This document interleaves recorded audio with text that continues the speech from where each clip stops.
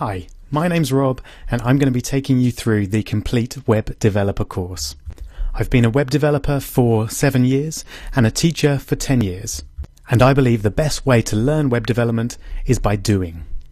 So let me show you some of the websites that you'll be creating in this course. First, after completing the HTML and CSS chapters, you'll be creating a pretty accurate clone of the BBC News website. Next, once you've covered some JavaScript, you'll be making a browser game where you test your reactions against the clock. Not bad. Then, when you learn a bit of jQuery, you'll make a code player website where you can enter your own code, HTML, CSS and JavaScript, and then run the result right there in the browser. And then, looking at our WordPress site, you'll create a fantastic, beautiful blog website for you to post updates on as you go through the course. Soon after, you'll be creating a shop which looks great and allows you to buy products there and then on your site. Then we'll be looking at PHP, which will allow you to create a weather search, which will give you the live weather anywhere in the world.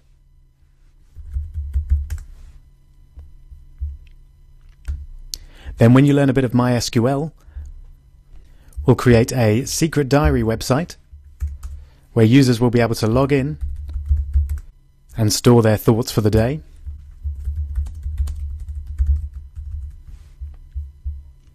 And then we'll learn about APIs, and you'll use the Google Maps API to create a postcode finder which will give you the postcode of any address in the world. We'll use the Twitter API to create your own custom Twitter timeline.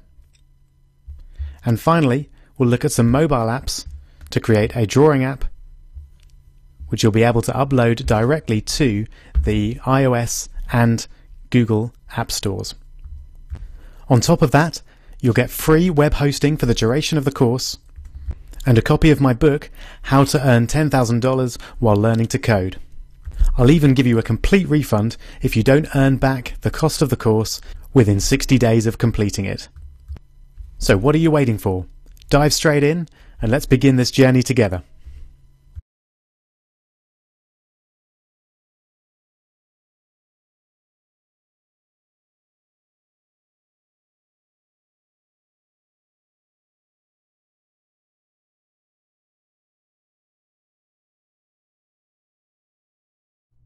With the Complete Web Developer course, you not only get a guide which takes you from no skills to a paid web developer in 6 weeks, you also get a copy of my ebook absolutely free, How to Earn $10,000 Whilst Learning to Code, and you get free access to the Eco Web Hosting Advanced package. Eco Web Hosting is my hosting company. We've been around for 7 years and we've got fantastic reviews online. You can see we've got an average of 5 stars out of 38 reviews. Please do take a few moments to have a read of those. I'm really proud of them. The advanced package gives you unlimited domains, so you can host as many domains as you like, as well as having unlimited web space and bandwidth, unlimited databases, and unlimited email addresses. So it really is everything that you need. It means that you're going to be able to get your websites that you create on the course up online and share them with your friends and family and get them out there pointing to the world in no time at all.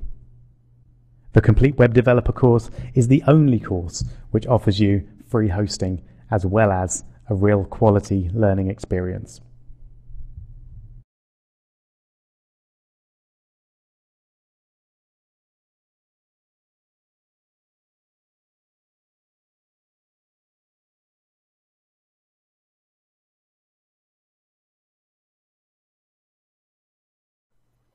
So let's find out how to set up your free web hosting package that comes with the Complete Web Developer course. Now you need to go to ecowebhosting.co.uk, that's my web hosting company, /CP for control panel and web dev course. Once you've gone to that URL, you'll see this page, and it gives you an option to sign up for the free hosting. So all you have to do is register your email address. And this can be any email address you like, but it has to be one that you have access to. I'm just going to use an example for the moment. And then enter a password. So you'll use the email address and the password that you enter here to access your web hosting account in the future, but it can be any password you like. The name has to be your name that you registered when you signed up for the course on Udemy. So for me, that'll be Rob Percival, and that has to be correct. Otherwise, we won't be able to verify your purchase. Just pop back and put the password in. And the username we also use to verify your purchase. To get the username, I'll show you how to get this. Go to any page on udemy.com, and if you're logged in, you'll see this little drop down at the top right there. So just click View Profile, and that will take you to your profile page, which will be udemy.com/u/ and then this bit here is your username. And you have to get this right. When you submit this form, it will look at this page and it will check to see whether the complete web developer course is featured on your page. So that's how we do the check to make sure that you've purchased the course. So that does have to be right. So I'd recommend copying and pasting it and then signing up. And you just press sign up there. Your account is activated immediately. So the first thing that you have the option to do is to send yourself some getting started guides. And I definitely recommend doing that. The getting started guide is particularly useful. If you have existing websites that you want to transfer to Eco Web Hosting, then that guide is useful as well. And if you're going to be using email, then that's very useful. Okay, so I'm just going to take a few moments to take you around the Eco Web Hosting control panel. The first page you'll probably want is the Create Hosting Packages page. So this is where you can create hosting packages for new domain names. So probably the first thing you're going to want to do is set up hosting, because that will then allow you to work with a particular domain, upload files, run PHP scripts, share your wonderful website creations with the world. So you're on the advanced package, which means that you can create as many websites as you like. So we'll just put in a domain name, any test domain will work.com. And then if you want a copy of the welcome email to go somewhere else, then you can put that there, but it will be sent to you at your email address automatically anyway. And then we'll click Create Hosting Package. That will take a little while to go through. And once the hosting package is created, it does take up to an hour to activate. So you may need to go off and have a cup of tea before you actually try uploading your files and running your scripts. While we're waiting for it to set up, it's worth mentioning as well that you can actually purchase domain names with us. You don't need to at all. You can purchase those domains elsewhere if you like. But if you want to use a live domain, then you just put it in there. So any test domain will work.com and click go, and you can purchase the domain from us. But there are more instructions on that later on. Okay, so it's set up the domain for us. We can now click Manage Hosting Packages, and there it is. There's our hosting package. Any test domain will work. Fantastic. So if we click on that, notice it will go to the domain name, which of course is not going to work because the domain itself has not been registered. So if you want to actually use a live domain with your hosting, then you definitely can. You can either purchase it with us or purchase it elsewhere, and the name servers will need to be changed to us so that it's linked to Eco Web Hosting. And you'll get an email automatically when you sign up with instructions to do that. So let's go back. Let's see what else we can do. We can manage domain names. Now at the moment we've got this domain name here. We don't actually own the domain, but we can still do things with it. If we click on that link there, it will take us to the domain control panel. So at the moment you get a warning saying that, well, essentially the domain doesn't exist. But if you want to work with your domain and change what's called the DNS, then you can. And the DNS allows you to host your domain elsewhere if you'd like, or set up things like Google Apps for your domain, or a lot of very advanced things that we don't really need to look at right now. But the main point is you have complete control over your domain and can do whatever you like with it. Okay, going back here. You can also set up domain mappings. So a domain mapping allows you to have two domain names on the same hosting package. So maybe I can have another domain, willdo.com. And then that will point another domain, willdo.com, onto anytestdomain.willwork.com. So you can set that up if you want, but you don't really need to. Rename hosting packages is fairly obvious. A useful thing is view hosting passwords, which generally will not give you your password unless you've changed it. But it does mean that we can click on the domain name here, and that will take us to the control panel. So here's your control panel, which will allow you to do pretty much everything that you'll want to do with your domain. And we'll look at how we can use that in the next video.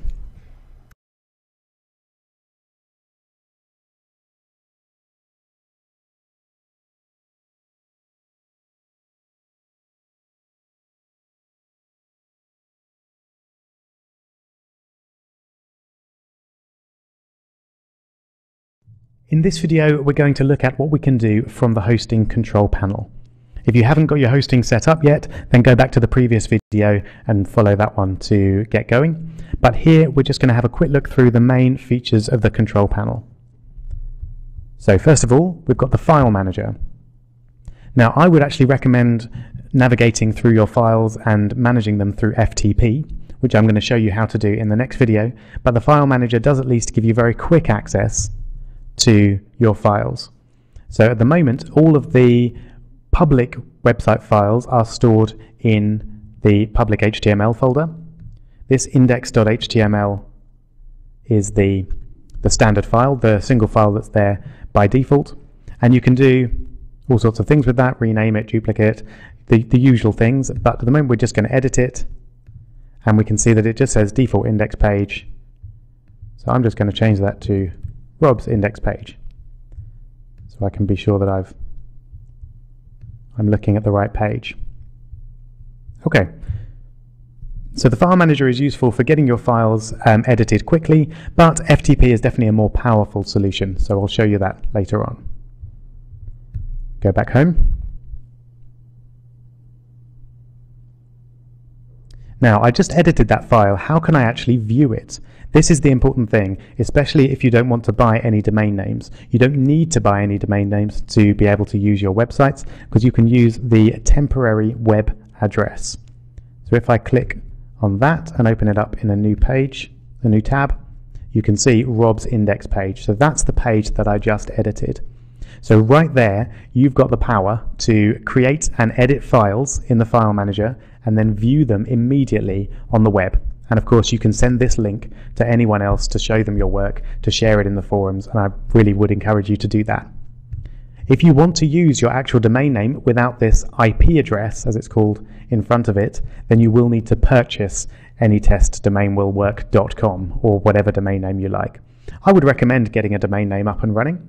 If you want to be a serious web developer, you're going to need a few of them. So I would recommend buying them, and you can buy them from anywhere you like. They're not expensive. .coms from Eco Web Hosting are $6.99 plus VAT a year, so it's not a great deal of money. You're welcome to buy them elsewhere if you like. Now, with your Complete Web Developer course, you also get email provided. So you can create mailboxes here. Each mailbox does have a limit of 400 megabytes, but you can have as many mailboxes as you like. To be able to use those, you will need to have actually purchased the domain. You can't use the mailboxes on the temporary domain, I'm afraid. Stop that. And just to quickly cycle through, the MySQL databases section is there. You can have as many of those as you like as well. So when we get to the MySQL databases section of the course, we'll look at that in a bit more detail. I'm just going to brush over all of these things because we don't need to know about them now, but feel free to have a click around, have a play, see what you can do with them. The other thing of relevance to us is the WordPress blog one-click install. So that will get WordPress set up for you in just one click without having to upload all the files, create a database, and everything like that. And there's a number of other content management systems like Drupal, Joomla, Vanilla, various others there that you can use, as well as some quick scripts which might come in useful at some point. Okay, in the next video I'm going to show you how to set up FTP on your domain.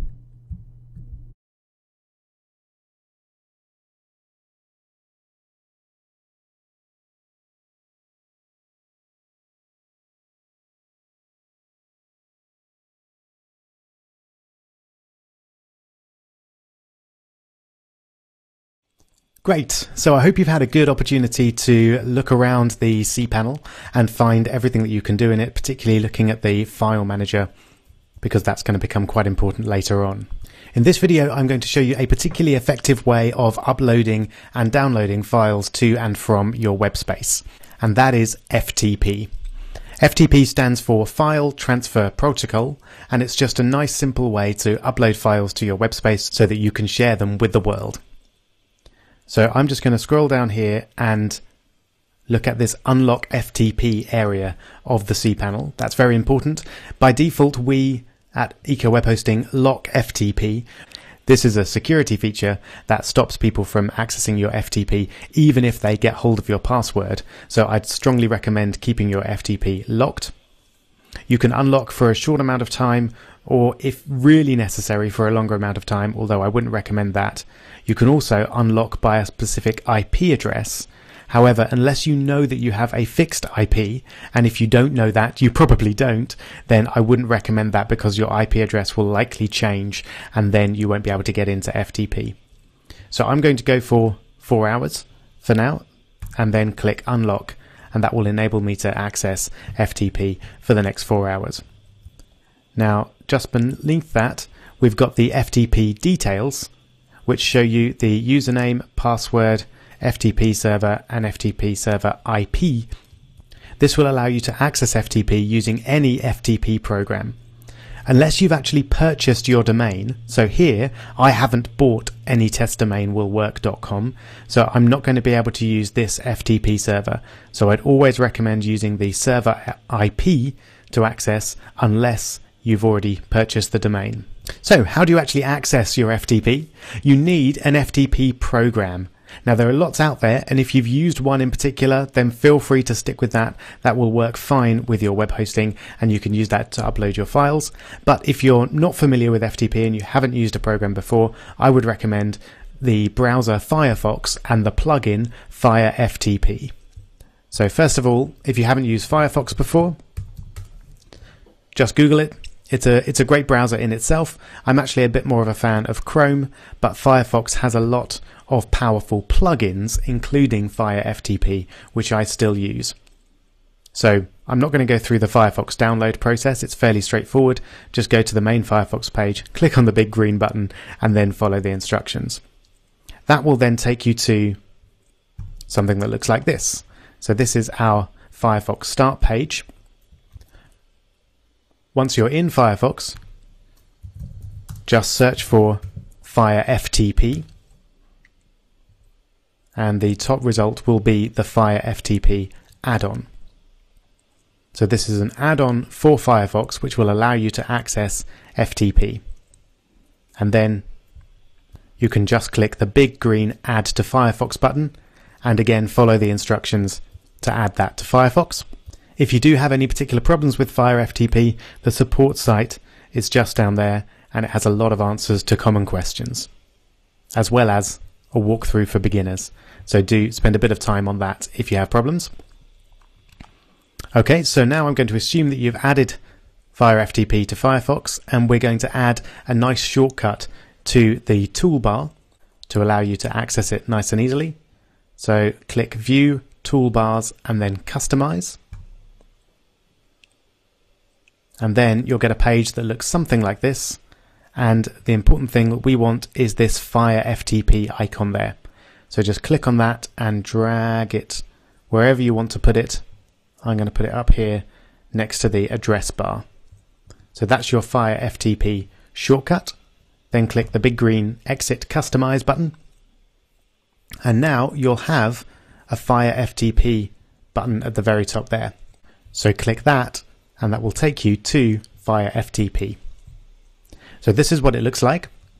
You've got your local files, that is the files on your computer here. I've got the desktop showing by default. You may have a different folder. And then here is where we're going to see our website files. We're not seeing those yet because we haven't connected to our website. Okay, so let's add the details for our website. If I click here, you can see I've got lots of websites that I've set up. You probably won't have those. You're just going to want to click Create an Account at the very top there. And this is where we can put all of those FTP details that we saw just a few moments ago. So I'm going to just switch back over to Chrome and get those details. So we'll start with the FTP server IP, which is what we're going to use for the FTP server. So we put that in host. So I've just copied it there and pasted it right in. And I would recommend copying and pasting, just that will stop any potential mistyping of things. So now I'm going to put the login as the domain name, so anytestdomain.willwork.com. Make sure you don't have any spaces at the beginning or the end. I'm also going to change the account name to that. It doesn't actually matter, but I'd rather have that as the account name rather than the host IP address, which doesn't mean very much to me. And then finally, we select the password. Again, make sure there's no spaces at the beginning or the end. Paste that in. Click OK. And then click Connect. And with any luck, you'll see something pretty much exactly the same as this. So these are the files and folders on your web space. So you're connected by FTP. Congratulations. We're not quite done yet though. CGI Bean we can ignore for the moment. That's where you keep some script files if you're working with Python or other languages, but they're not covered in this course, so we're not going to pay any attention to CGI Bin at all. The folder that we're interested in is public HTML, and this is the folder that contains all of your website files. So let's take a look. So in your public HTML folder, you should see an index.html file. Index.html is the main page for your website. So that's the page that will show at your web address. Speaking of which, if we just jump back over to Chrome, if you click on the temp web address, so visit website, that will show you your default index page. So that's the content of that file. That's all well and good, but we ideally want to be able to edit that. And indeed we can. And one of the things I like about FireFTP is it allows you to edit files directly on the website without actually having to download them, edit them, and upload them again. And the way to do that is to right-click and click Open. Or you can use Command-O on a Mac or Control-O on a PC. Before we can do that, we need to tell FireFTP what program we want to use to launch our HTML files. And the way I would recommend doing that is clicking this arrow here to download the index.html file to your computer, and then jump over to Finder on a Mac or Windows Explorer on a PC, and then you can just control click on a Mac or right click on a PC and choose the default program to open your HTML files with. So on a Mac, I go all the way down to Other, and then I'm going to choose Text Wrangler as my default program. And there you go. You can see it's opened it up right there in Text Wrangler.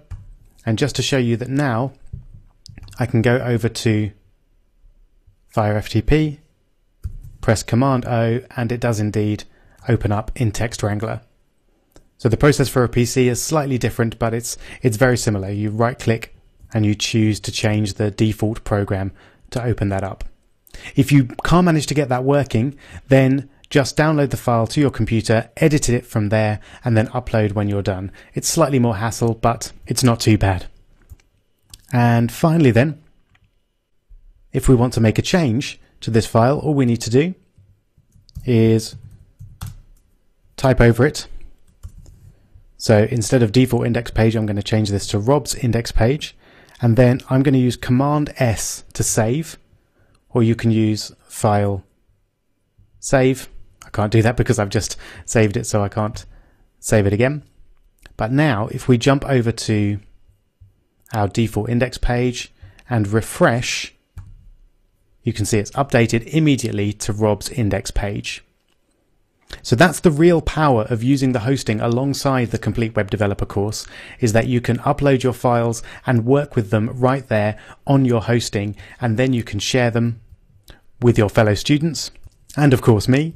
And you're also very welcome to use this web hosting package to start building professional websites for yourself and for others, and for making a bit of money.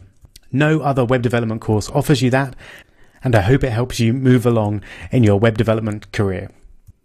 So now that you've got your web hosting all set up, let's get on and learn some HTML.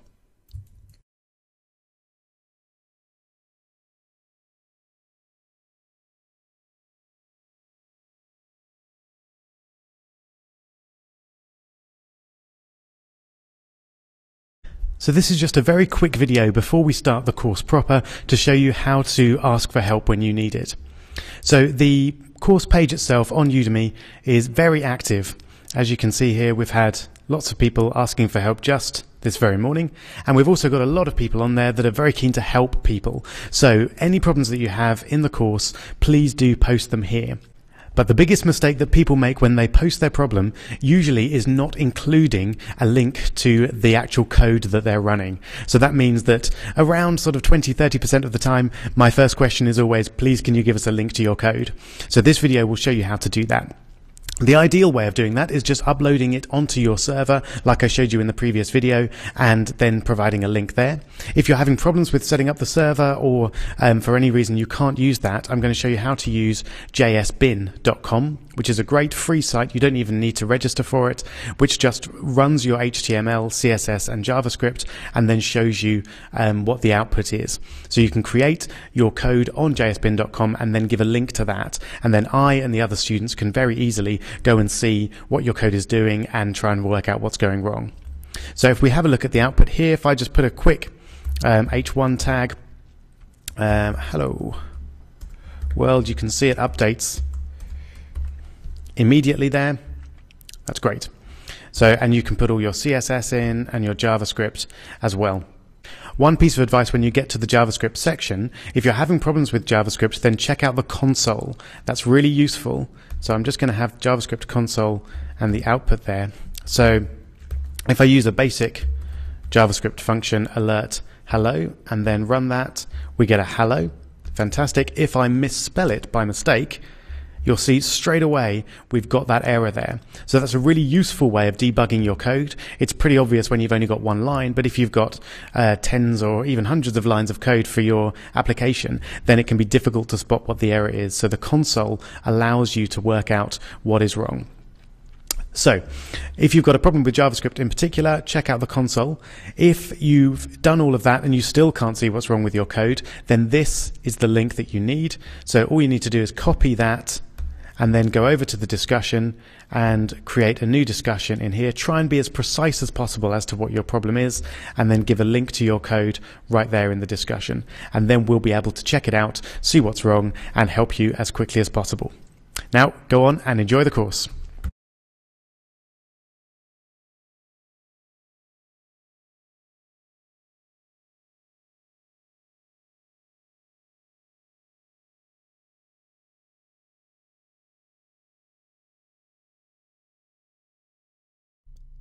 Hi, welcome to the first video in the HTML section of this course. In this video, we're going to be creating the folder structure that we're going to use for the rest of the course, and we're also going to be creating your very first web page. Okay, so I'm on the desktop of my Mac here. If you're on a PC or on Linux, you can get the desktop in front of you as well. You can use your documents folder if you like, but I'm going to use the desktop just for simplicity. Okay, I'm going to right click on the desktop and select new folder. Again, if you're on Linux or Windows, it works exactly the same. I'm then going to rename this folder and call it My Websites. I suggest you do the same. Okay, then I'm going to double click on my website and a Finder or Explorer window will come up. I'm then going to right click again and create a new folder within that, call it Chapter 1, HTML. Okay, that's it for folder structure for now. So I'm going to switch over to my favorite text editor, Text Wrangler. Again, if you're on Windows or Linux, you'll be using a different text editor, but just get whichever editor you're using up in front of you and click File, New, Text Document. Okay, I'm going to use the famous programmer's Hello World as my first web page. You can type in any set of words that you like. Once you've done that, just go to File, Save As, and I'm going to find the desktop and my websites folder and then the HTML chapter. I'm going to call this Hello World.html. I'm going to use all lowercase, as I recommend you do as well, and I'm going to call it .html because this is an HTML file and we want the computer to know to open this with a browser, not with a text editor. Okay, I'm now going to save. I can now switch back to my Finder or Explorer window. Double click on there. There's my document that I've just saved. If I right click on that and open with Google Chrome, my favorite browser, there it is. Congratulations, your very first web page.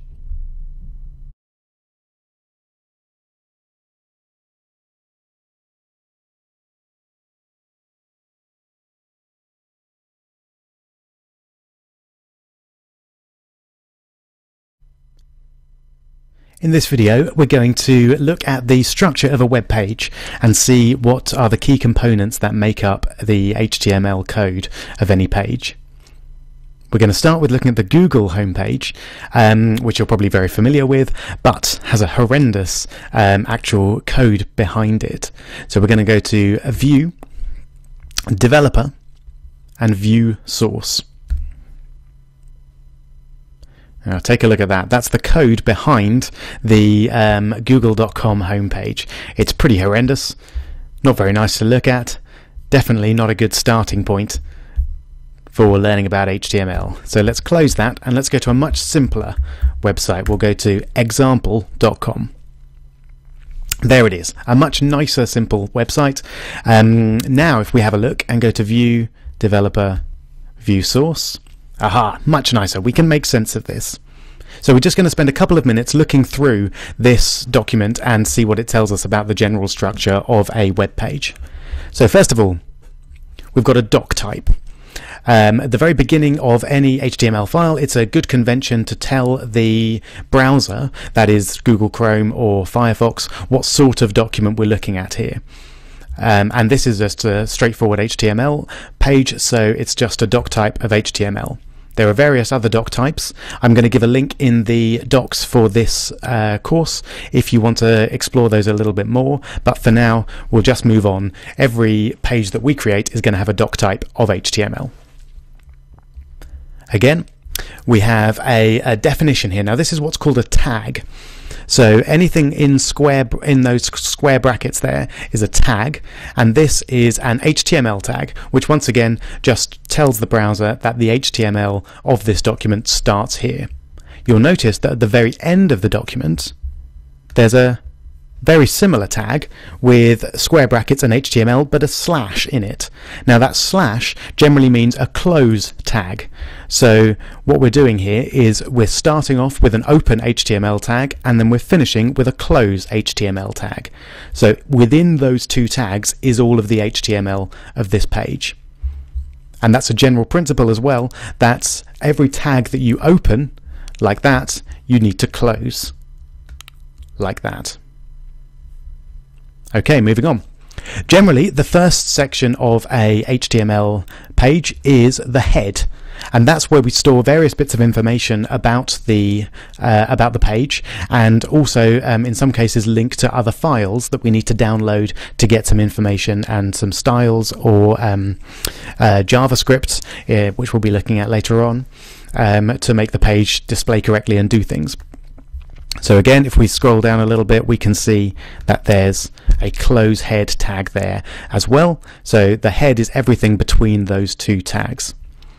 So just to run through what we've got within the head, we've got a title, Now the title is actually what appears in the tab of your browser here. So you can see title, example domain, and /title. So that is the opening tag for the title, this is the closing tag, and the title appears in between the two. Okay, now this next one here is a meta tag. So a meta tag is a bit of information about that web page. This one is a character set meta tag, and it's a character set of a very common character set of UTF-8. Now that really doesn't need to worry you too much about different character sets. Again, I'll give a link in the docs. You can have a look and read a bit more about that if you want to. But for now, it's important to set a character set, but it doesn't really matter which one you use for now, and UTF-8 will do fine for the moment. So we'll just keep that in all of the documents that we create. Okay, the second bit of metadata is a content type. So once again, this just tells the browser that this is an HTML bit of content, and it also sets the character set again as UTF-8. The next meta tag is the viewport. Now this is something that becomes quite important when you're developing for mobile devices. You might want to switch off zooming, for example, is something that's quite commonly done, and you would do that in the viewport tag.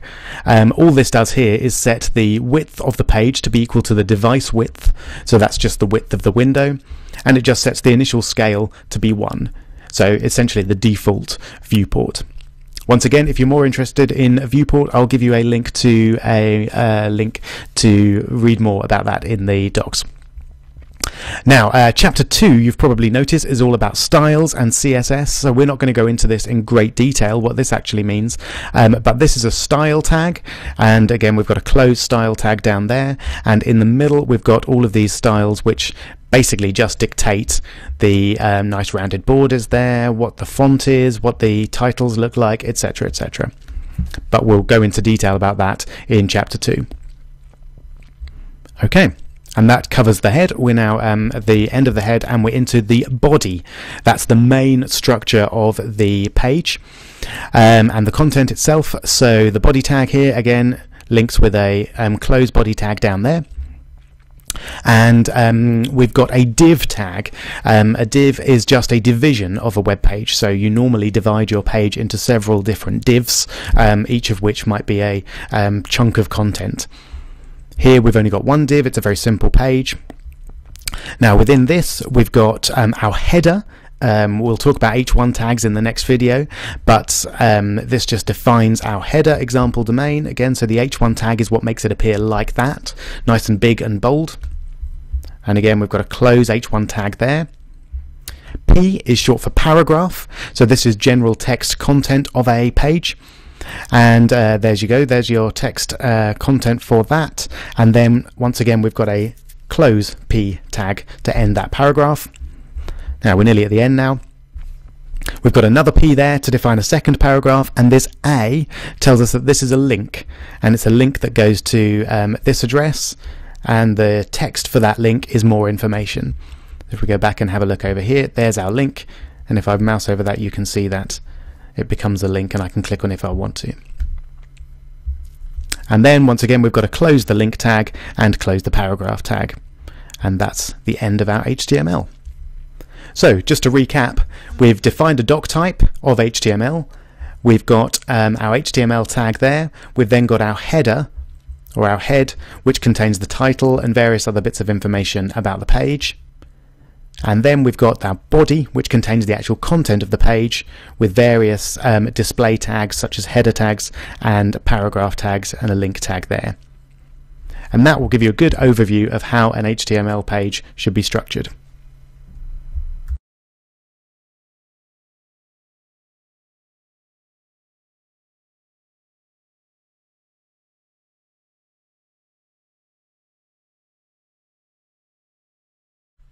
Okay, so far we've created our folder structure, we've created our first web page, and we've looked at the structure of example.com.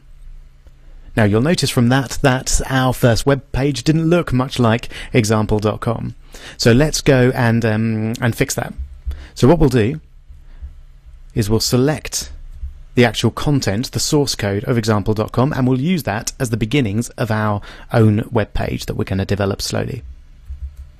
So I've just gone to edit, copy there, to copy that to the clipboard, and now I'm going to switch back over to Text Wrangler. So there's my Hello World file that I saved before. So I'm going to now save as. I'm going to create a new file, and we're going to call it index.html this time. Index.html is a special file name which is generally used to refer to the main page of a website, the home page essentially.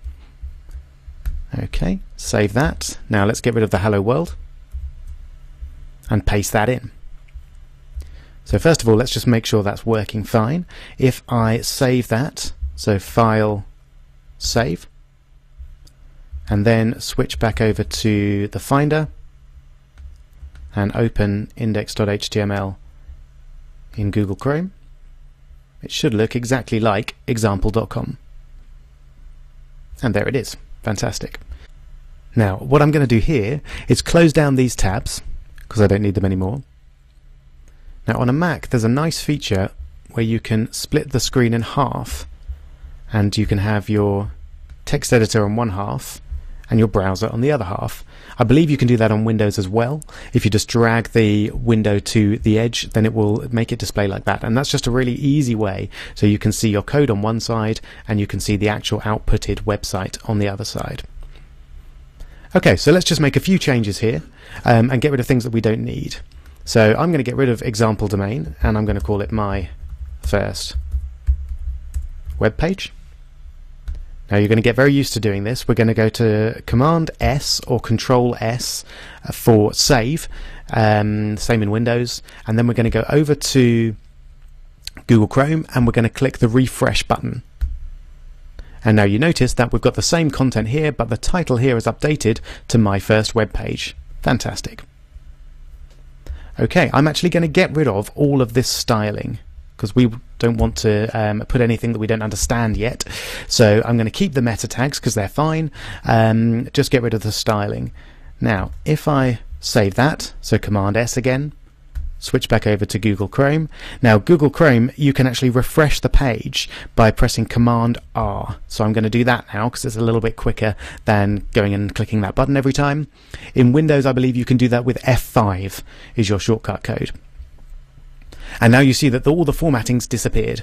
We've still got our nice headers, and it looks not too bad, but we don't have those nice rounded corners because they were controlled by the styles that we've just deleted.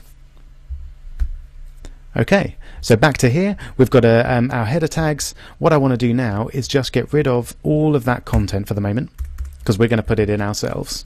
And once again, save, refresh. So now we've got a blank canvas essentially, and we're going to start by putting some header tags on that and seeing how it works.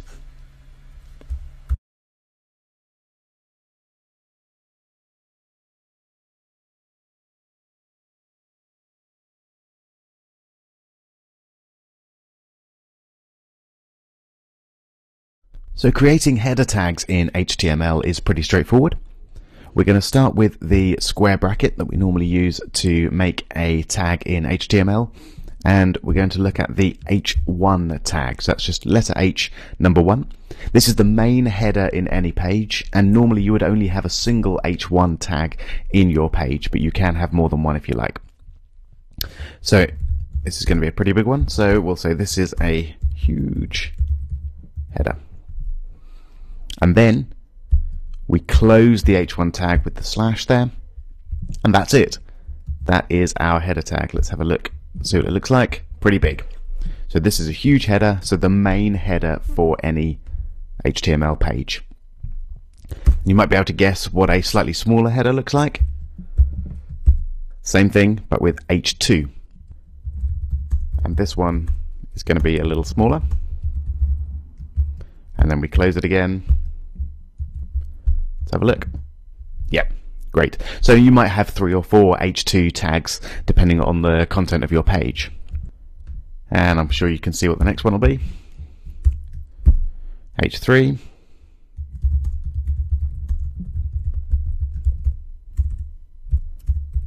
Let's have a look. So getting smaller. Keep going.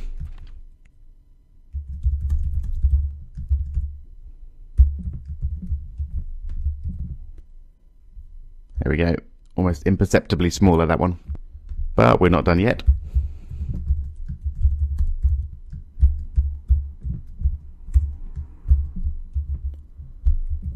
Let's have a look. Getting smaller and smaller. And indeed, we can keep going.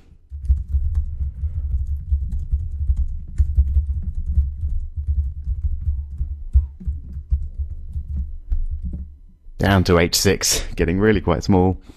Interestingly, if you try and go further than that, so H7,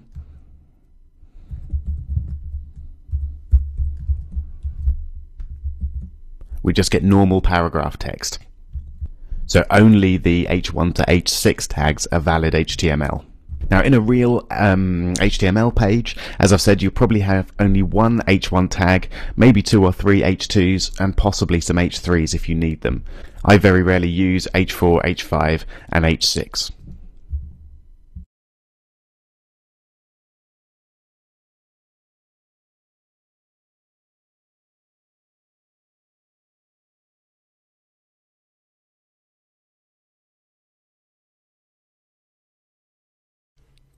Right, so now we're going to move on to looking at paragraph tags.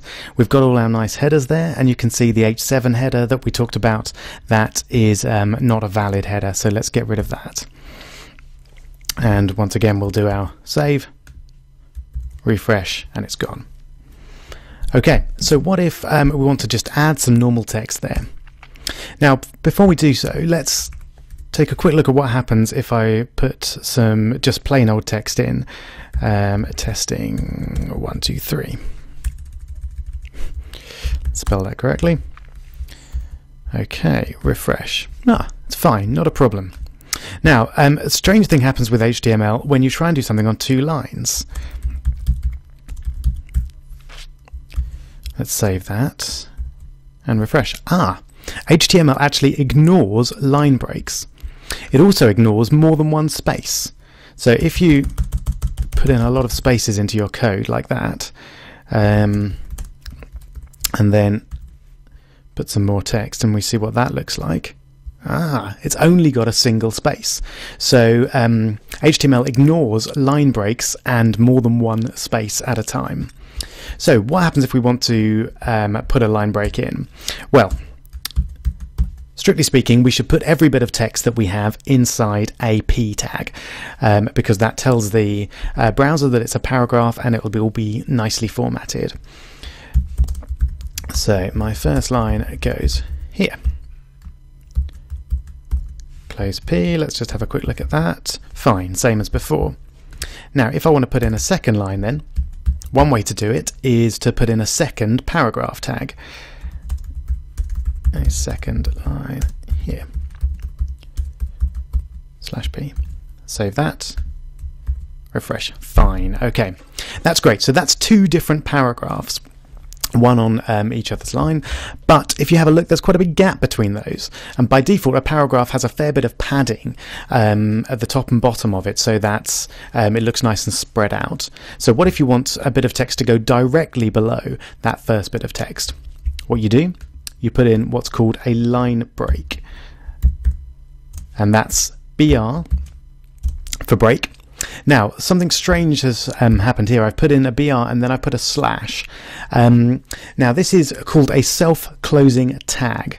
So the line break tag, there's no open and close, it's just a single tag. So it's perfectly valid HTML to just put BR there, but we were talking about HTML and XHTML before. You need to put a slash there to make it XHTML valid. And I just quite like putting a slash there because it feels like we've closed the tag properly. We've told the browser that we're opening the BR tag, but then we're closing it straight away. So generally, I think it's a good idea with your BR tags to put a slash in to make them self-closing. We'll see some other tags that work that way as well. Okay, so what happens if we put some text after this line break tag?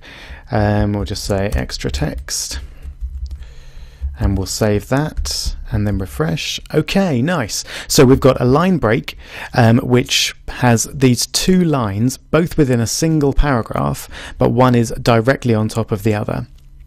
So I've introduced 3 tags there. We've got the paragraph tag, sorry, just 2 tags, the paragraph tag and the line break tag. Now there's a third tag that I want to introduce here, and that's called a horizontal rule tag. And again, with HTML, we could just write HR for horizontal rule, but I'm going to put a nice slash there so that it's a self-closing horizontal rule tag. Now if we save that, what does that do? It gives us a nice sort of line. It's a kind of separating between the 2 paragraphs of text. So now you've got your 3 new tags: paragraph, line break, and horizontal rule.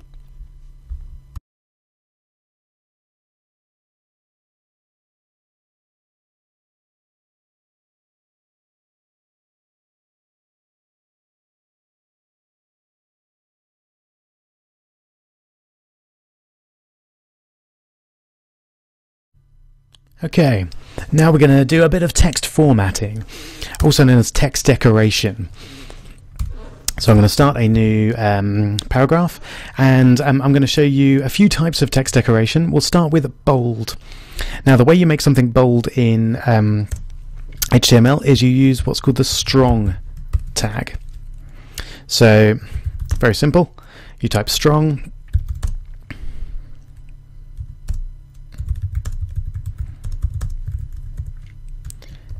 full stop, and then you close your strong tag, close your paragraph. Save that, let's have a look. There it is, nice and bold. You can also use the B tag for bold, but that's deprecated, and strong is the new B. Effectively, HTML5 strong is the correct word to use, mostly because we like our code to be readable wherever possible, so the strong tag makes it very obvious that this is bold text, whereas the B doesn't necessarily, unless you know what it stands for. Okay, so we've got some strong text. Let's do some italics. This time I'm just going to make a single word italic. This word will be in EM italics /EM. So EM is short for emphasis. I'll save that. There we go. Notice I didn't create a new paragraph, so it's all on the same line. In fact, I should probably put a space in there to make that look a bit nicer. There we go. Again, you can use the I tag instead of M as well if you like, but M again is considered the correct way to do it. So we've got italics. Underline is a very common one. I want this word to be underlined, and then for underline we just use a U, so U being short for underline. There we go. I want this word to be underlined, so we've got a nice underline there. And last but not least is struck through text. So you usually use that if you want something to be shown as incorrect, but you don't want to actually get rid of it. This line is wrong. And let's make all of that struck through using the strike tag. There we go. Save that, refresh. Okay, very quickly, so try it out yourself. Make sure you play around with it a bit so that it goes into your head. So we've got bold, which is the strong tag. We've got italics, which is the EM tag, emphasis. We've got underline, which is the U tag, and then strike is the struck through tag. Nice.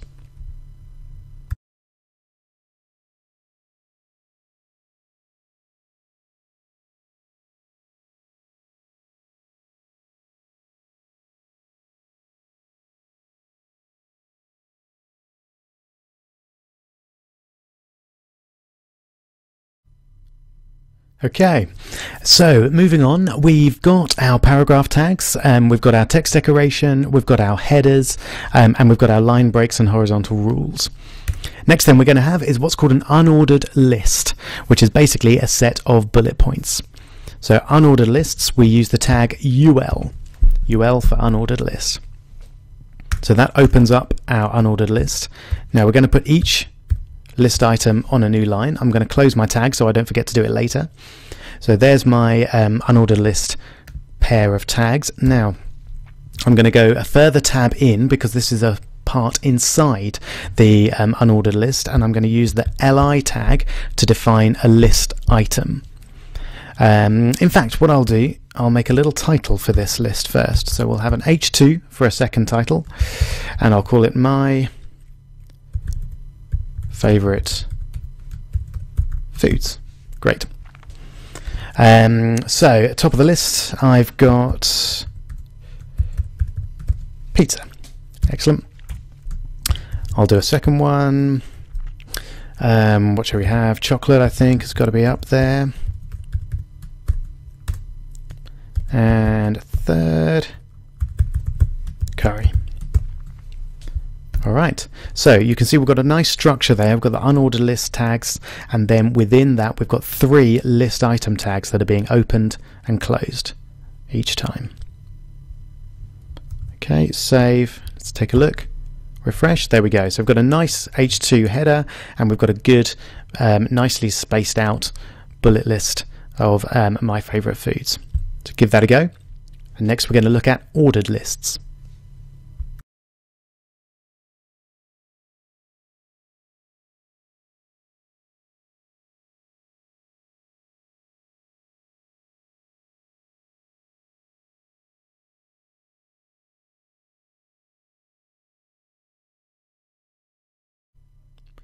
Right, we're moving fast here. We've covered our headers, we've covered paragraphs and line breaks and horizontal rules. We've got various ways of formatting text within a paragraph, and then we've got an unordered list. Right, our next one is going to be an ordered list. If you've been paying attention, you can probably guess that the tag for that is OL, for ordered list. And we'll set it up in exactly the same way as we did before. So OL and then /OL. And the list item tag is exactly the same as before. What list shall we do here? I'll have my favourite times of day. You can obviously try out whatever you like in this list. So I'm a morning person, so I'm going to put morning as my number 1. But I do like going to bed. So we'll put that as my number 2. Number 3, I like my food, so I'll put dinner time for that. Okay, save, refresh. We're going to have to start scrolling down a little bit to see what's going on now. So you can see it looks very similar to the unordered list. The only difference is instead of the bullet points, we've got the numbers 1, 2, and 3.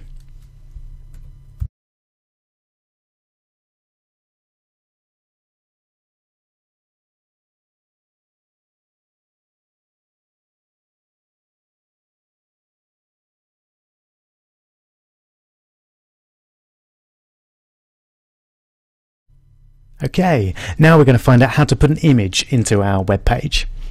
But before we do that, we're going to need to get an image to put in there. So what I'm going to do, I'm going to open a new tab, and I'm going to go to Wikipedia.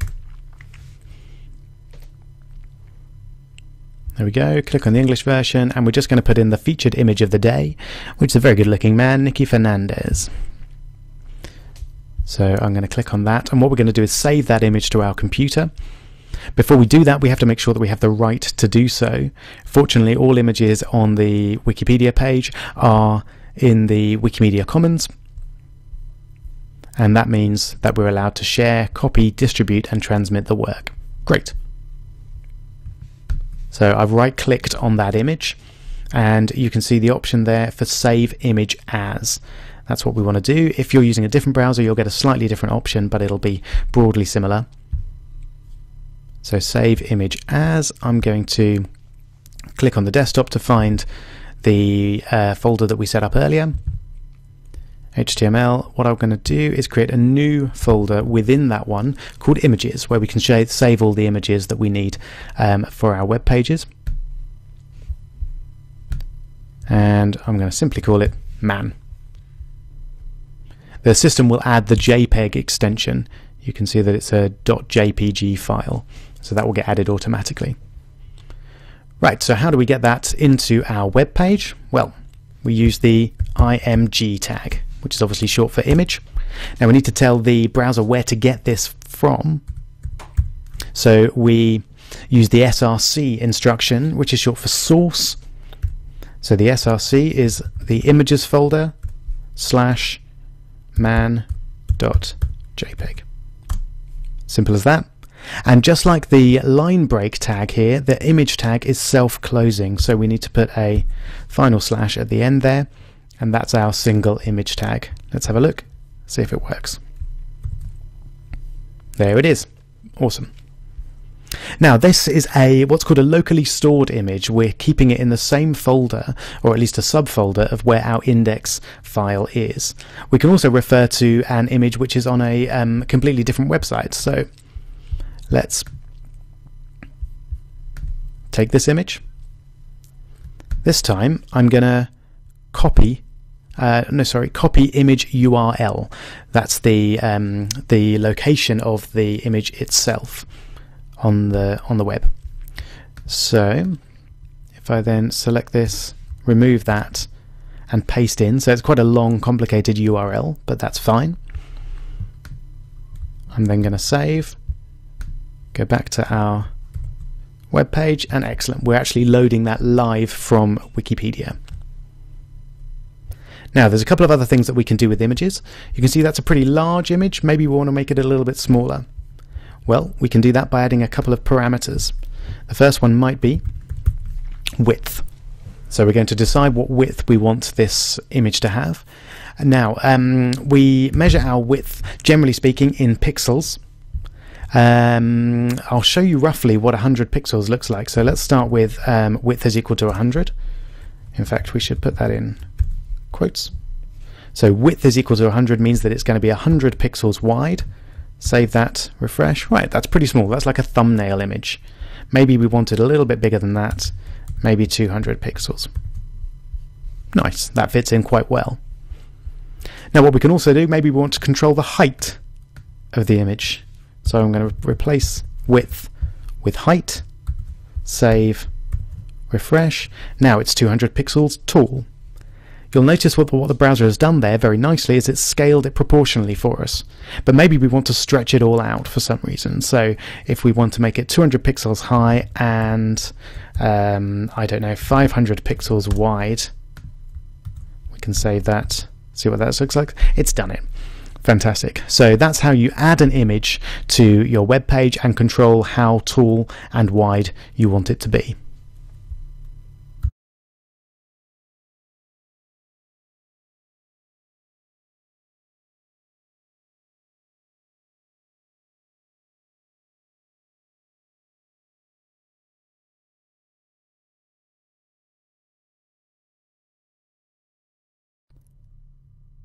Okay, we're now going to look at how to put forms into your web page, but just before we do that, it's getting all a bit messy here, so I'm going to delete all the content there and start again.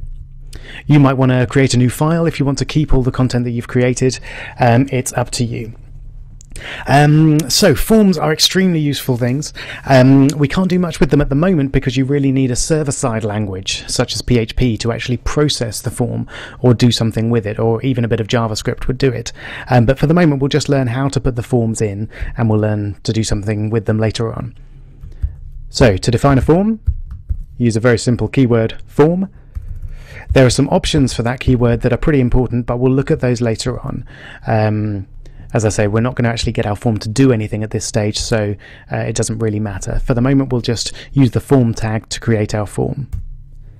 Now, we are going to create the simplest form type, which is an input. So an input can be several different things, but the standard one is a text input.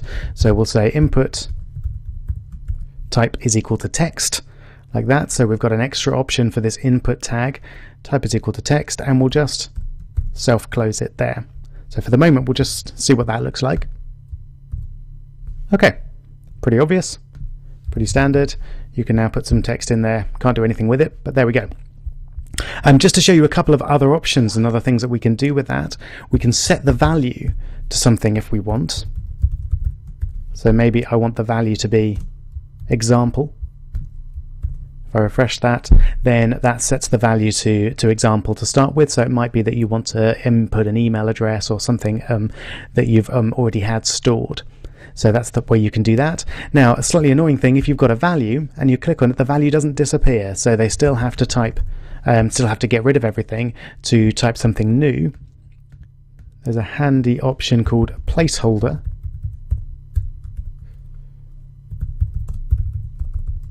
So we might want a placeholder called type here, for example. And then not only does it give it in a nice kind of faint font, so it's clearly not already valued there, but when you click inside and start typing, it disappears. So we don't actually need to get the user to delete everything that's already there. Okay, there's a few other types of input that are very similar. So for example, you can put input type is equal to email, and you can use that to automatically validate an email address. So the browser will check to see if it's a valid email before the form is submitted or anything is done with it. There are a couple of other input types, but they're not that important right now. You can read about them in the doc for this course, but if you just want to carry on for the moment, we'll look at those in more detail later on. Okay. So I'm going to put a line break in. In fact, what I'll do is put a couple of line breaks in so that it'll all be nicely separated out. Let's pop a space in there. Okay, so sometimes you're going to want to get the user to type in larger areas of text, and you do that by using the text area tag there. So text area, and then you put your content in again. My content goes here, something like that. And then you close the text area tag. So the text area tag is different to the input tag. It's not self-closing. It's you open it, put your content, and then close it. There we go. So you've got your text area with some content. If you just want to create an empty text area to put some details in, then you just put nothing in between and then it's blank. Great, that's a text area. Let's put another couple of line breaks in to keep everything nicely and separated out. So the third one we're going to look at is a drop-down box. In HTML speak, that's called a select. So we use the select tag. And we're going to close that select tag afterwards, and then each of our options within that are denoted by the option tag. So often the top one is select an option or something that means the same sort of thing, and then maybe we can have three options. 1, 2, and 3. Great. There we go. So we've got a drop-down menu with 3 different options, as well as a select an option instruction at the top. Great. Now, I must say at this point that there's a lot more you can do with these forms, a lot that I'm missing out at this point, just for simplicity's sake. But don't worry about it, it'll all get covered when we look at forms in more detail later on. For the moment, we're just looking at the HTML part to get them onto the screen. Okay, so another type that you might have seen is a what's called a radio option. So we're going to have input type equals radio. It's not going to play any music, unfortunately, but it's going to be a little circle that we click in to select a particular option. So maybe we'll have, if we're talking favorite colors, for example, we might have a red option. I should close that tag. I'm going to select that again to save you from watching me type, and a green option. Let's have a look at that. Okay, so we've got red, we've got green. Now, usually when we're doing radio inputs, we only want one of them to be selected at once. So we need to have a way of grouping them together so that only one option can be selected at one time. And what we do is we give them a name. So we'll call it color.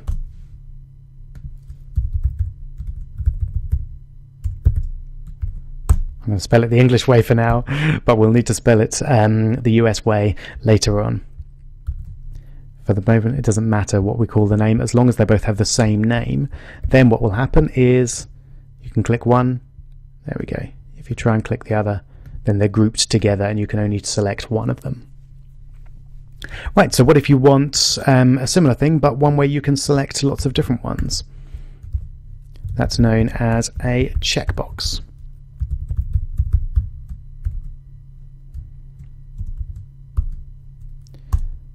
So this time we'll do some animals, and again I'll copy and paste. We'll have dog, cat, and fish.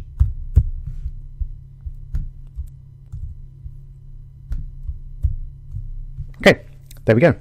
So dog, cat and fish, and those ones you can select as many as you like, and you can deselect as well. Okay, just one more for now, and that is a submit button. Every form needs a submit button to do something with. So let's have our line breaks again, and perhaps unsurprisingly we do that by having an input with a type of submit. Close that again, refresh, and there's our button. So it has a submit there. Usually you're going to want to customize the text on that button, and you do that by setting the value of that input.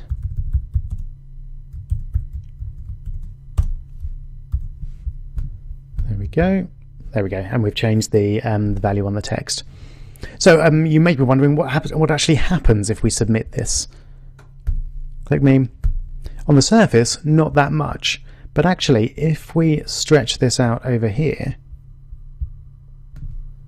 still a slight difference has been made. We've now got a question mark at the end of this index.html. Now, what's going on there? What we're actually doing is submitting the form. So when we click the submit button, that submits the form. And it submits it using what's known as the get method by default. So that puts all of the variables from the form into a string at the end of the URL. Now, why don't we actually have any values here? That's because I haven't told you yet about the name parameter. So let's, for example, give this top input a name of email, and then save that and refresh. Looks exactly the same, but when we submit, we get an email equals, and it's currently blank because I haven't entered anything in here. But if I put, in fact, test@me.com and then run that, then you can see we've got test. Now, %40 is what's known as a URL encoding. So that's a character code for the @ symbol. And by default, when you submit a form by the get method, everything is converted into character codes so that it doesn't cause problems with the URL. So let's just add a couple of others. We won't do the whole lot, but we can have, so name is equal to, let's just call that text area, and then we'll have a name equals dog. This one has a value as well. So let's say name equals dog, value is equal to 1. So now, if I refresh that and click again, we get email equals something and text area equals something. Notice we don't get dog equals anything until we actually click it, and then we get the dog equals 1. So that's as far as I'll go, partly because that's all the room I've got in that box, but you get the idea. So once you put name attributes on all of your form items, that means you can submit them. Now, until we know a bit of JavaScript and ideally a bit of PHP, we can't really do much with what's submitted because we can't have any interactivity in our apps yet. But don't worry about that, we'll reach it when we get there. So that's a quick primer for you on HTML forms.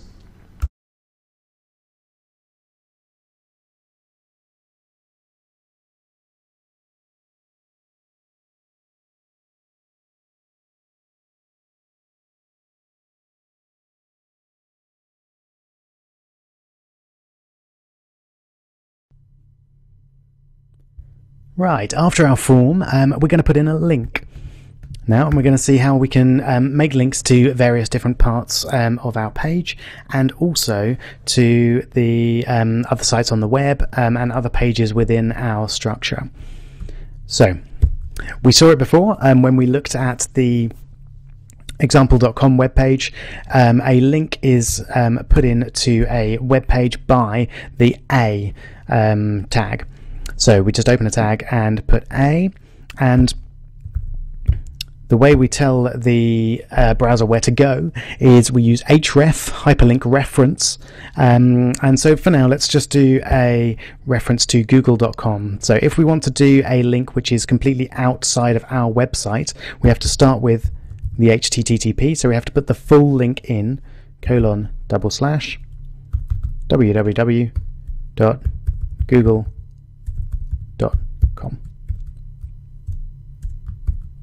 Now the A link is not a self-closing link because we need to put some text here, so let's just put Google for now. So anything I click on in the middle there is going to take me to google.com. Let's see if that works. Save, refresh, there's my link, Google, and there we go. Fantastic. Alright, so just to show you a couple of other types of links, I'm now going to put that in a paragraph tag and a new paragraph tag. I'm going to create a new link, and this one is going to be to my hello world. So you should have a hello world.html file as well that you created right at the beginning of this section of the course, and I'll call it hello world, and then close the link tag, close the paragraph tag, save, done.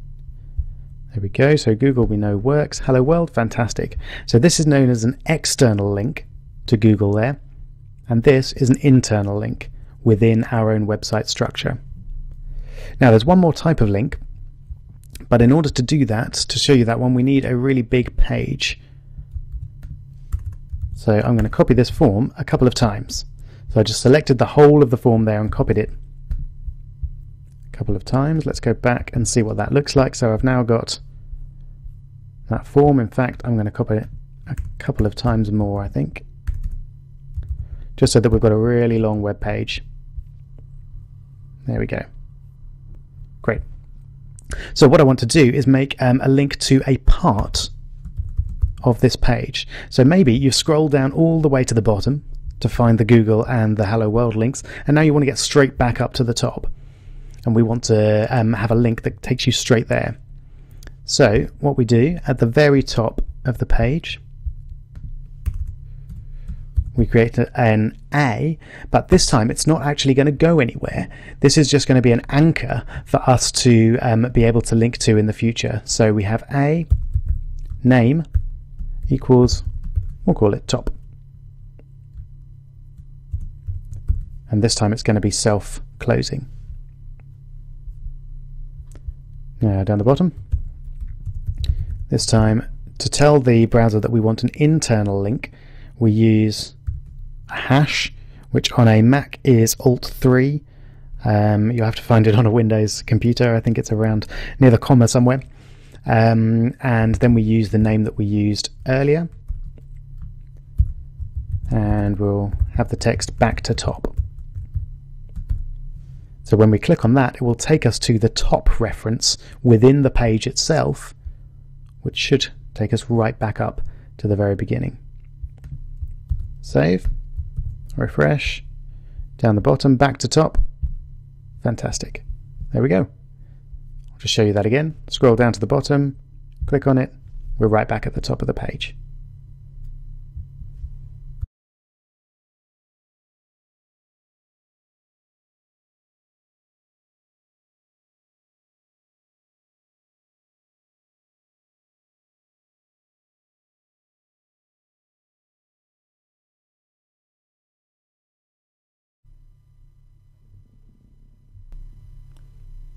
Okay, so we've put our image into our web page. We've got ordered lists, unordered lists, formatted text, headings, line breaks, horizontal rules.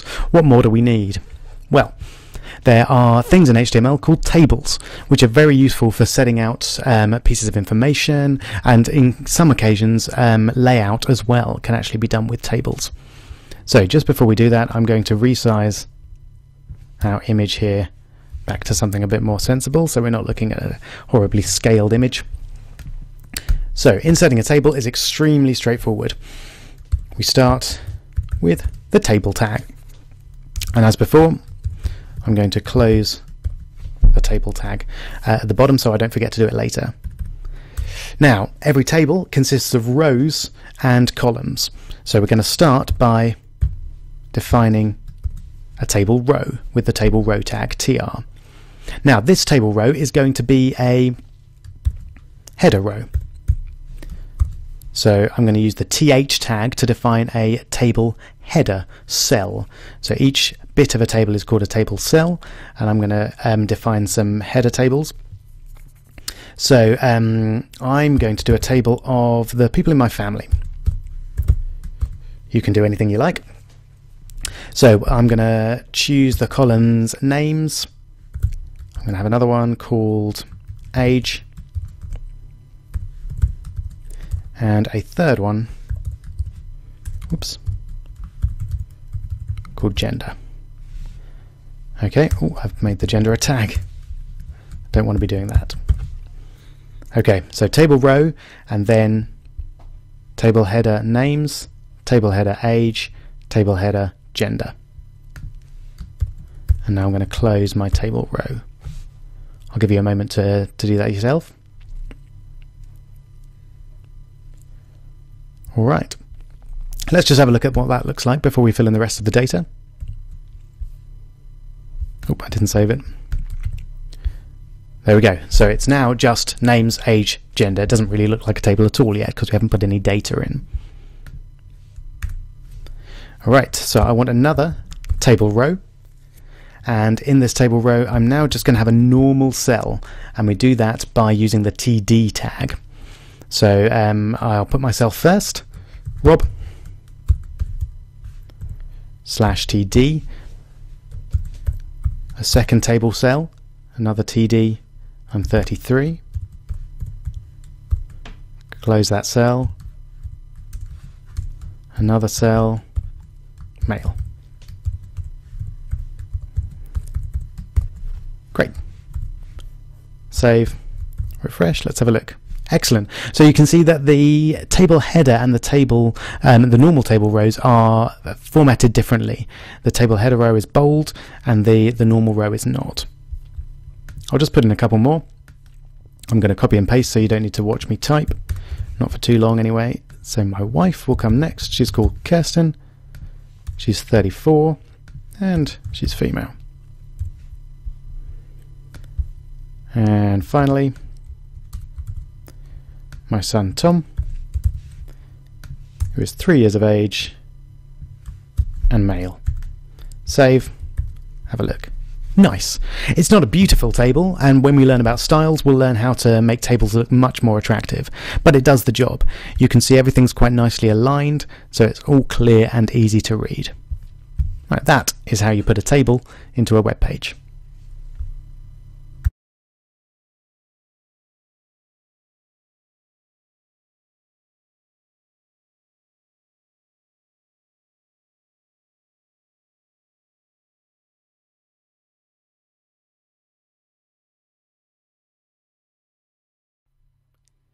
Right, you may be wondering, if the square bracket always opens a tag, how do we actually get a square bracket to appear on our page? Well, let's find out. Again, I'm going to get rid of all of that to keep everything nice and clean. So if I just type square bracket, let's see what happens. Okay, great, fantastic. It does actually work. If I type open square bracket, close bracket, it works fine. But if I'm typing A, for example, so if I actually just want that to appear on the screen, nothing happens. So we've got a problem there. If I actually want to make the characters open square bracket A, close square bracket appear on my web page, I can't do it, at least not like that. There's also questions like how do we get E with an accent to appear, or strange characters that we can't type. And the way that we do all of these things is through HTML entities. So I'm going to go to Google and search for HTML entities, which is what I suggest you do whenever you want to do any of these things. And we get the top result is w3schools.com. If you've been following the links that I've given you in the doc for the course, then you probably will have been to this site already. It's a great site that has a great deal of material on it for, as you can see, not just HTML but CSS, JavaScript, SQL, PHP, jQuery, all things that we're studying in the course. So it's a really great resource. So an HTML entity is essentially a code name that the browser will replace with a particular character. So, for example, I can replace my open square bracket with an and LT colon. So LT is short for less than, because of course that's just a less than sign, and HTML entities are always start with an and sign, an ampersand, and they always finish with a semicolon. So let's see what that looks like. Great, now it's displaying properly. Now there's a couple of different ways to do these. We can actually use the character code, which in the case of the less than sign is 60, or we can use the symbol for it. Now I'm not very good at remembering all of these things, so I have to look them up every time. But fortunately the most common ones are given out here. So let's have a look at this one. And NBSP is a common one, a non-breaking space. So I showed you earlier that you can't in HTML have lots and lots of spaces together. That's not entirely true. Let's put a number 1 and then a non-breaking space, and then another one, another one, another one, another one, another one, another one, another one, and a 2. Let's see how that looks. Aha, they're nice and spread out. Now I very much would not recommend actually doing that in your web pages. There are much better ways using styles of separating out two bits of text, but nonetheless it does work. And so you can see there we've got symbols for various other things, pound signs, yen signs, copyright signs, very useful, etc., etc. There we go, and there are fuller lists of HTML entities on the internet as well. So if you want a whole list, if you want to get a particular character, then use the link in the docs, and you'll find it there.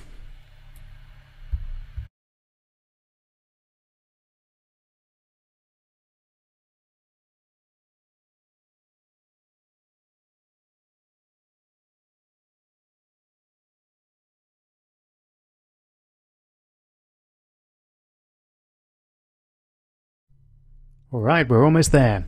This is the last video in the HTML section of the course before we tackle the HTML project. And it's a very short and simple one. I'm going to show you how to embed content from another page into your web page. It's very simple. We use something called an iframe. So we open an iframe tag, and just like with an image tag, we have to give the browser a source to work from. So I'm going to use the hello world.html file that I created back at the beginning as my source, and that's our iframe tag, and we're going to close the iframe tag like that. Okay, let's see what that does. Save, refresh, there we go. So it puts it in a nice little box for you, and you can see the content of that page there. Now this is exactly how you get things like YouTube videos into your web page as well. Unfortunately, if we try and do that here, it won't work because you're running this file, just as I am, on your local computer. So if we try and put a YouTube video in, how might we do that? If I go to YouTube and just find...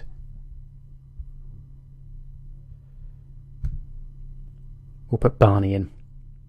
So you'll notice down in the sharing area of YouTube, you may not have been there before, but there's an embed link. And look at that. I'll just pause that. It's an iframe. It's an iframe with a certain width and a height, and the source is the YouTube video that you're trying to put in. So let's select that and just see what happens. So if I try and embed an iframe, if I refresh that, sadly we've got a sad face because we're using what's called a local version of this file. So it's on the file protocol, not the actual web, not the HTTP protocol. That's why we can't get an iframe here. So I'm going to show you a way of doing it, and it's quite a handy way of getting a website online very quickly.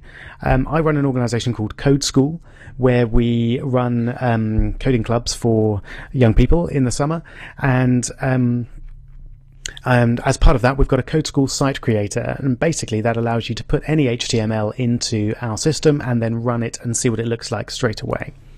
So I'm going to log in with an account I created earlier. It's test@test.com, and the password is test, so you're welcome to use that one yourself if you like. And there we go. So it's a very simple site. All it is a big box where you can put your code, and then you can click a link to see what that looks like. Now, this is actually using a system called Bootstrap, which we look at later on in the course. It's a great framework to build a website in, but we're not that interested in doing that for the moment. So what I'll do is I'll get rid of all of these things I don't need. So I've just got my titles and descriptions and other bits and pieces in there. I don't need anything else, and I'll get rid of everything inside the body tags as well, because I'm not interested in any of that for now. So let's just do a quick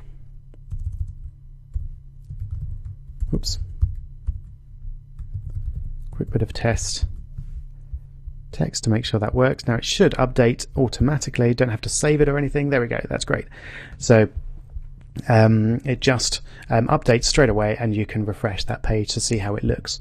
So let's now try and put in this iframe code from YouTube. So just run through what it's actually doing. We've got an iframe, it's setting a width and a height, and it's got a source URL of the YouTube embed video. And it's got a bit more information on it as well, we don't really need to worry about. There's going to be no border, and it's going to allow the YouTube video to go full screen. Okay, so now if we refresh that, there it is. We've got a YouTube video hidden in our website. Fantastic. Now, onto the project.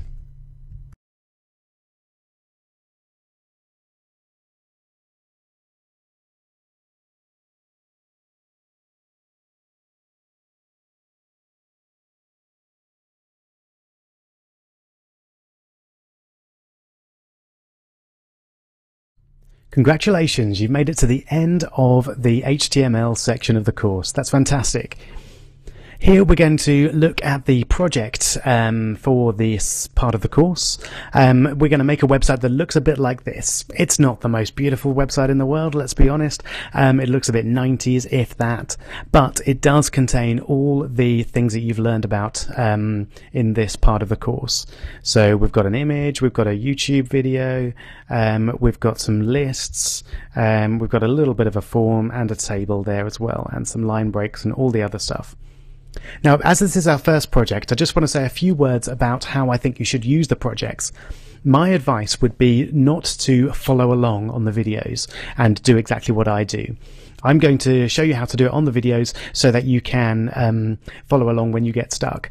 But I think it's much more beneficial if you can actually build the website yourself, just going back and looking over what you've learned.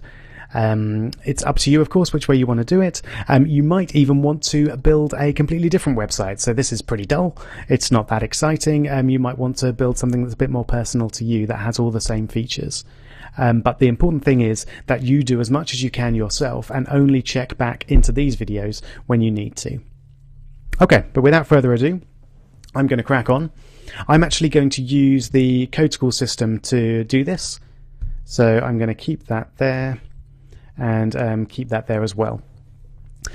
So I'm going to use this as a guide and then just keep flicking back and forth. So I'm going to start with the code of the example.com website. There it is. View the code, and I'm going to use Command A to select the whole thing and Command C to copy it. That's Control A and Control C if you're on Windows. And then I'm going to paste that lot into there. Let's click the link. Great. So we've got a copy of the example.com website. As before, I'm going to get rid of all of the code that we don't need. So that's the style tags and everything inside the body tags. And I'm going to change the title to be Hello World. Again, you don't need to save when you're here. You just need to go over and refresh. So there we go. Hello World is the title, but we've got no content yet. So step by step, here goes. I'm going to start with the Hello World up there. So I think that's going to be an H1 tag by the looks of it. So let's go back over here and in our body. Whoops. We'll put in an H1 tag. And what was the actual content? Hello World. There we go. /H1. Have a look. Excellent. That looks pretty good. Okay, and then I'm not going to bother typing this in. That looks like an H2 to me, so I'm going to copy it over. Yeah, tabbing doesn't work on this page, which is a bit frustrating. I'll take a look at that. H2. A few facts about the world we live in. Okay, we're getting closer and closer. Right, now we need this image. Now this image I've taken from Wikipedia. So let's find exactly where it is. I think I looked for Wikipedia Earth. Okay, there's the result. There it is. That's the image I want. So I'm going to click on that, and as before, I'm going to copy the image URL because I'm going to link to it directly on Wikipedia rather than download it to myself.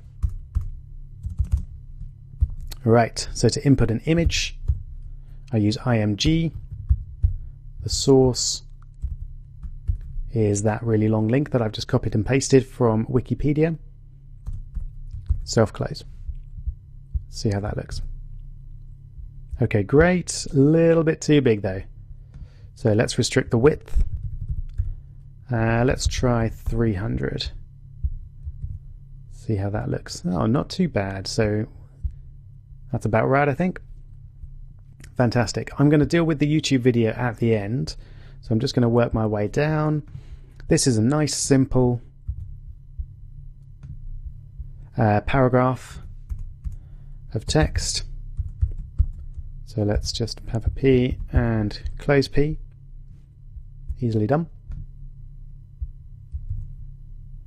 Great.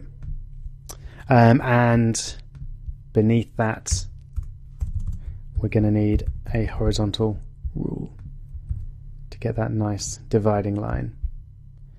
Okay. Steaming through. So that about the Earth I think is a slightly smaller heading than the previous one. So let's call it an H3. And I'll just keep flicking back. Yeah, that looks good to me. So what have we got here? Here we've got what looks like an unordered list with a bit of bolding and a link in there as well. So it's a little bit complicated, but I think we can handle it. To save myself typing everything out, I'm going to copy that lot and paste it in. And then I'll deal with it here. So I want an unordered list for a nice bullet point. And then we're going to have a list item. So the first list item is this one. Close my list item. I should actually have closed my unordered list as well. There we go. See how that looks? Ah, not too bad, but something weird has happened there. It's stored everything else. So what have I done? I've got ul li/li. That should be fine. Maybe it just doesn't like having the text that's not in any paragraphs there. Let's see. Okay. No, I can see what I've done. I've made a mistake. And that mistake is I've forgotten to put the slash after the H3. Great. I'm sure those sort of things will happen to you as well. It's just a matter of going back and figuring out what's going on. So because I didn't close the H3 tag, everything else was in the H3 format. So let's just have a look. That's better. Great. These things will happen. It's fine. So I've forgotten to bold the mass. I do that with the strong tag. And I close the strong tag. Let's just check it. Excellent.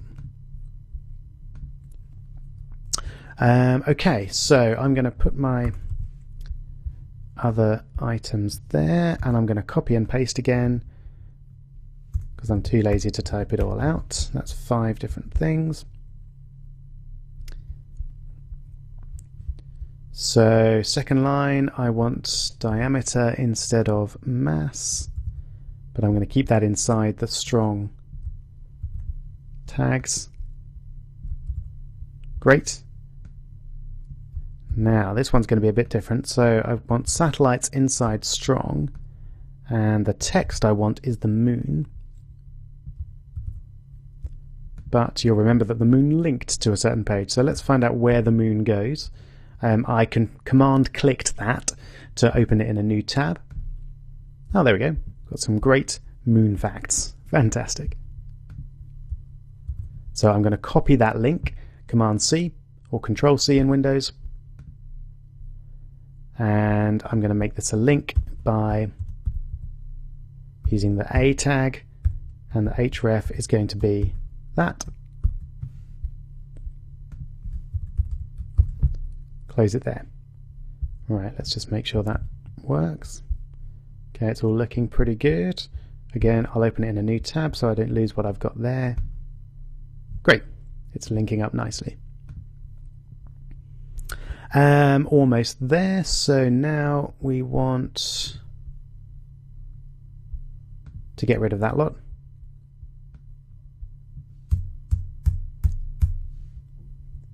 We seem to have the mass 3 times, so I think we can live without that. So I'll just refresh that and we'll just have those 3 bits of information. That's fine. Although satellites has lost its colon. Okay, great. So now we need another horizontal rule.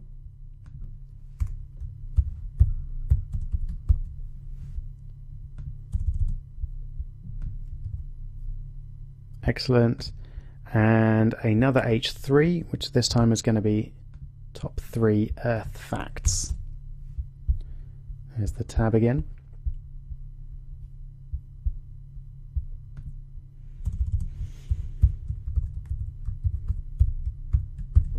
Here we go. Top 3 Earth facts. How does that look? Brilliant. Okay, so this one's going to be an ordered list because we want to include those numbers. So as before, I'm going to copy the information over so I don't have to retype it. So OL for ordered list, and an LI for list item. There's the first one.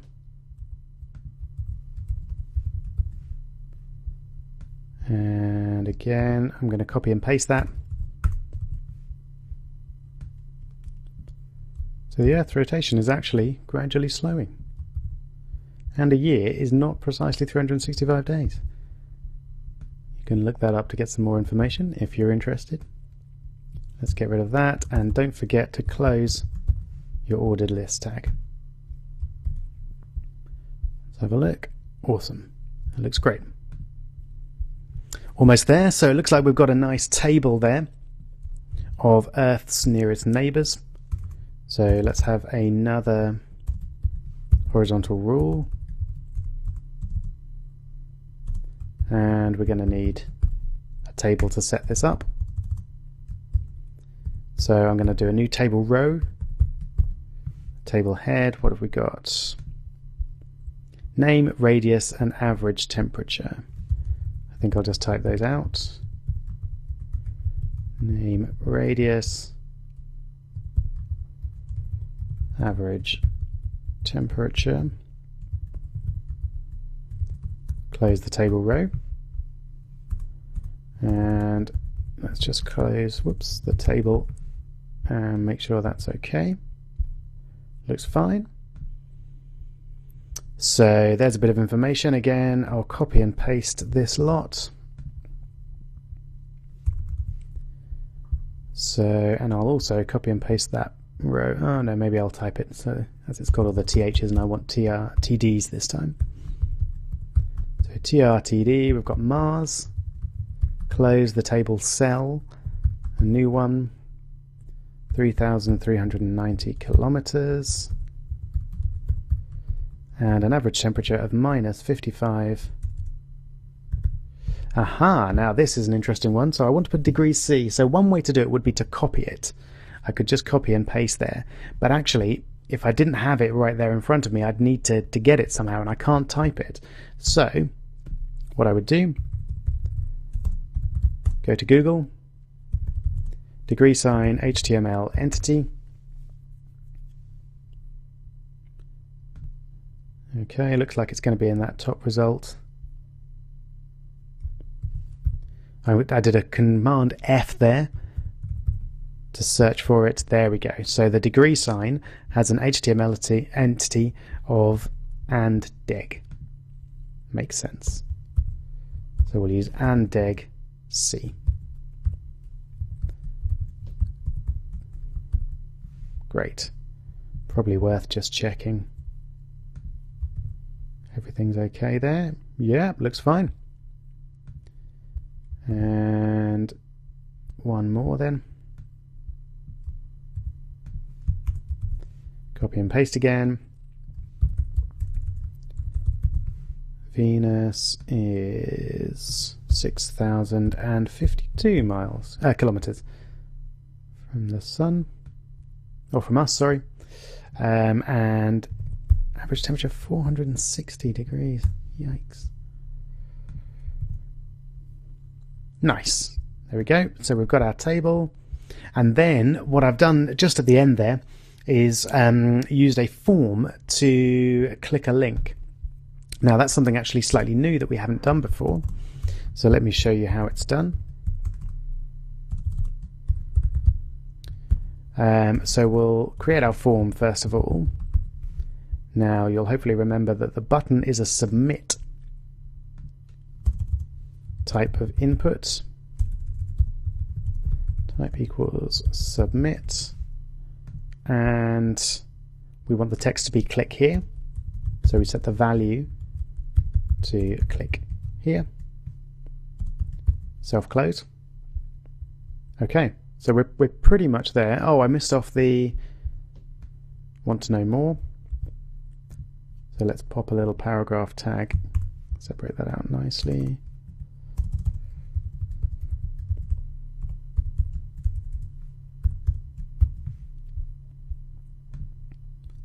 There we go. Now, what you'll notice here is that it's if you click on the link here, it actually goes to the page so that you can link, you can read more. And the way we do that is if we get that link, we can set what's called the target of the form. And the target is the page that it goes to when you submit it. So we don't need that question mark on the end. Not that it'll cause us any problems. So let's take a look. Want to know more? Click here.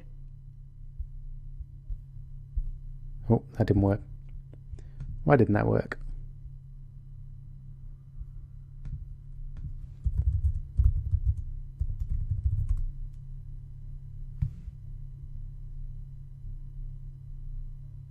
Action.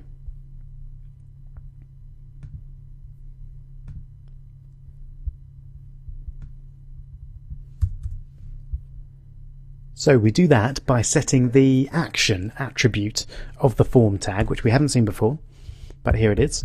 So it's just form action equals, and then you paste in the URL of the page that you want the form to submit to. So we're just using it like a link here, really. Let's see what happens.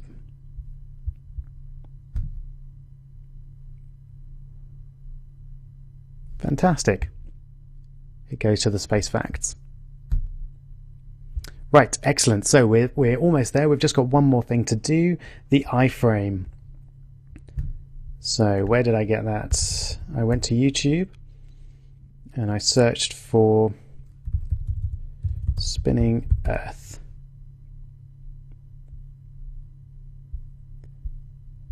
Did I? One of these.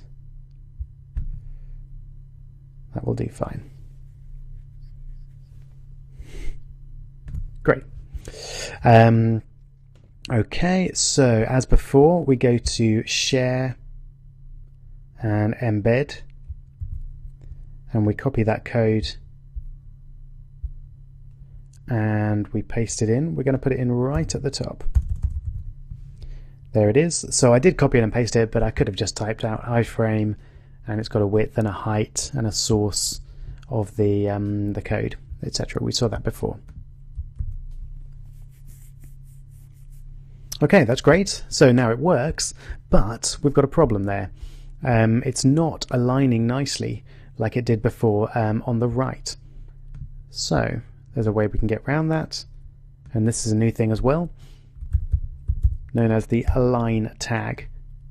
So we want to align, the align attribute.